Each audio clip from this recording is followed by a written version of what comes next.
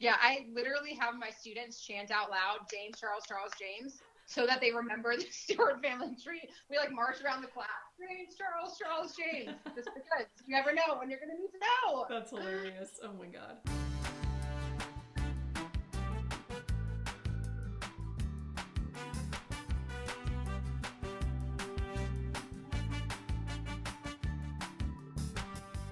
Hey, welcome to Antisocial Studies. I'm Emily Glankler, and I'm here with the other Emily.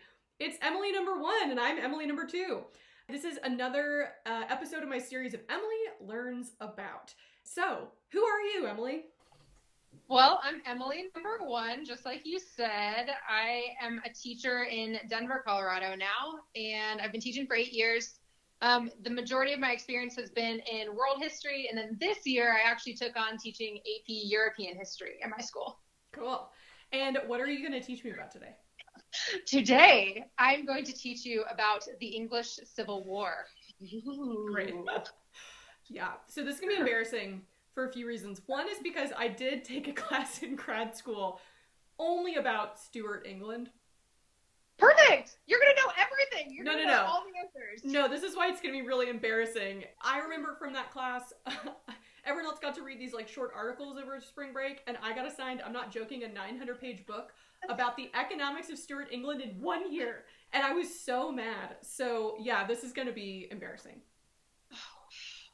Well, my first question was going to be, what do you know about England in the 1600s? But I now don't want you to answer that if it's only going to be about economic things. It's going to be like traumatic. No, okay, so I do remember about England in the 1600s. I remember that this is now the Stuarts. It was the Tudors. It was like Henry VIII, and there was Mary for a while, and then there was Elizabeth. But Elizabeth was the Virgin Queen, and she didn't have any kids.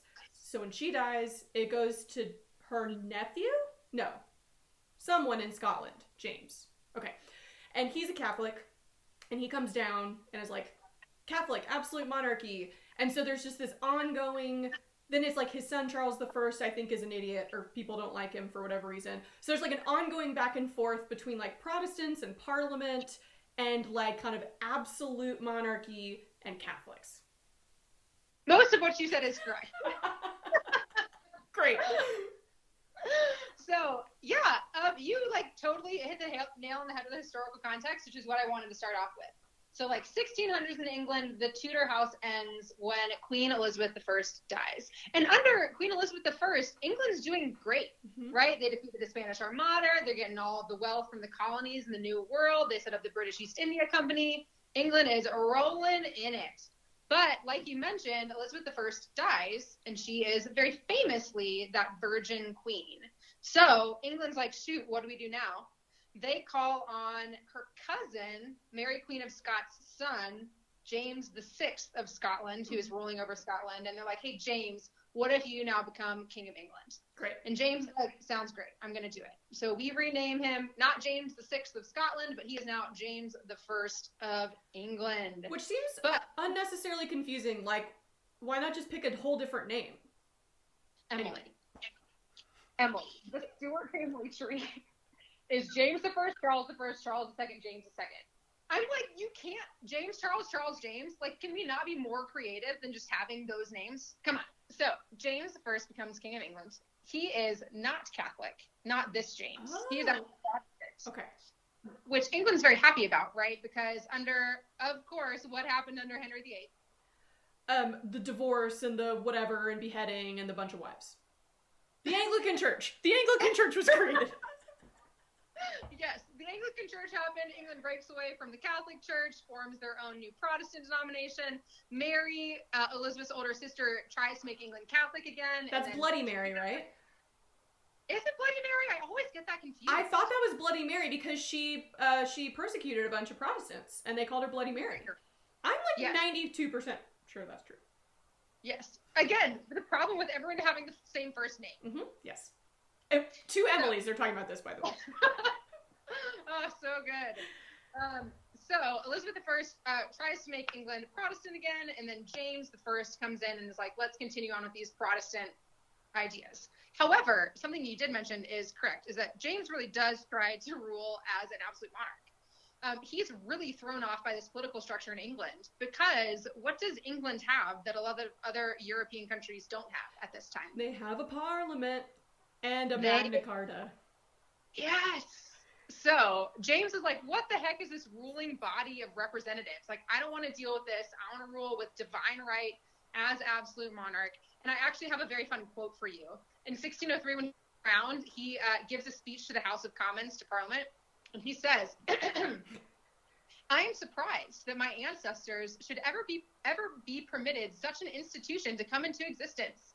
I am a stranger, and I found it here when I arrived, so that I'm obliged to put up with what I cannot get rid of. Whoa, that is not a great way to walk into like a new house. Right. Like, ooh, yeah, and this is what I do remember from that class, is that something I didn't quite understand is that Parliament, like, was called when the king wanted it, right? So, like, Parliament wasn't like, we meet every year and we have sessions and whatever. It was like, if the king wants you, he'll call you, like, Parliament, and then everyone comes and they discuss whatever he wants, and then they go. And so I do remember Charles the First maybe, like, didn't call Parliament for almost a decade or something. Yes. Yeah. Okay, so yeah. I do remember this. So this is ridiculous, right? That it's like, it seems like they'd had almost like a gentleman's agreement, or I guess a gentlewoman's agreement with Elizabeth in Parliament that was like, yeah, I'll let you kind of exist and you can advise me, but ultimately I still do what I want. And James was like, no. Yes. Okay. And I think that is so interesting, because Parliament is really only ever called for one purpose. And that one purpose is to raise taxes. Mm-hmm. James, starts off with the wrong foot. If he needs to work with Parliament, if he wants to gain money for anything, and Europe is about to be plunged into decades of wars in the 1600s, he's just starting off with the wrong foot, just like you said. James starts off by alienating Parliament, and then also tries to raise taxes without Parliament's consent. Oh. It's like the one rule, right? It's like there was one thing, right? There's like, it's like, okay, James, you get to be King of England, which you are walking in at its height. Like, you are walking in, it is such a great gig. You were just like some kid of Mary, like up in Scotland, whatever. And now you get to be King of England, and you have one thing. There's just one thing. Parliament gets to raise taxes. Yep. Oh, what an idiot. Yes. So he's having some economic troubles with Parliament, but that's not the only thing. He, being this Protestant king, is going to alienate some Catholics that are living in England during this time. So much so that in 1605, so 2 years after he becomes king, a plot called the Gunpowder Plot is initiated. I've heard of that. I've never known what it was. Wait, is this the guy? Is this the, like, on the whatever of December? Ooh, November? Guy Ritchie? No. Can you imagine Guy Ritchie? Wait, what's his name? Guy Fawkes. Guy Fieri? I don't know. Wait, Guy Fawkes. I'll edit that part out. Okay. Oh, please don't. No, I won't. I won't. So, these Catholics, these like revolutionary Catholics, are like, we don't want this new guy who's not from here, who is Protestant, to be this ruler over England. So they come up with this plot to literally blow up Parliament, to get rid of the king and also get rid of a lot of the members of Parliament who at this point were Protestant. Yeah. So this is discovered. They find like 36 barrels of gunpowder underneath the Parliament building. And one guy is like guarding those barrels, and this is Guy Fawkes. Mm-hmm. My most fun fact of right now is Guy Fawkes, of course, is going to be hanged. And he, as he's climbing up the ladder to the gallows, actually jumps off the ladder, breaks his neck, and dies. So England does not murder Guy Fawkes. He actually commits suicide in an attempt to like take his own life instead of having the monarch take his life. Oh, so this was like a last power move. Yeah.